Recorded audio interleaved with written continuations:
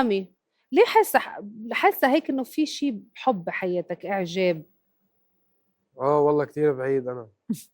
جدا بعيد؟ بعيد عن الحب والمشاعر والعلاقات. بعيد تماما. أنت بقرار منك، ولا لا، بعد ما اجت البنت بكون اللي عم هيك بكذب عليكي إذا بقول لك بقرار ايه مني. يعني ما اجت البنت اللي بحس بتسحب قلبك بظلمها وبظلم بايدها؟ حالي بهيك مرحلة إذا فوت بعلاقة يا ساتر. عاطفية. إيه بس أكيد. ليه؟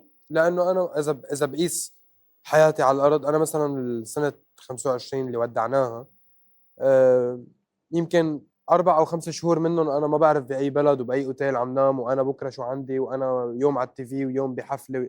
فأنا هلا بمرحلة عم بزرع وابني بحياتي، في مجد معين حاب أوصل له، في فن عبالي أعمله، يعني في نجاحات، وحرام حدا يكون فهمت شو قصدي، إنه أظلمه أنا ولأنه أنا عبالي شيء بدي أوصل له وهو قاعد بالبيت أو هو بعيد عنه. أنا مش صحية العلاقة رح تكون.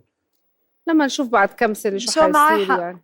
لا مش معها حق، لا سوري، معه في حق. كتير فنانين وعندهم طموحات وعندهم كتير نجاح وعندهم عائلة. اختلف المنظور هيدا كتير، بالعكس فيك لأنه هيدي تعمل. النجومية منا مرحلة مؤقتة، هيدي حياتك رح تصير ان شاء الله. انا بالمستقبل. بتمنى، يمكن انا هلا عم بحكي قلت له انا لو كنت شفتك يعني لو كنت انا تزوجت من 10 سنين كان ابني قدك.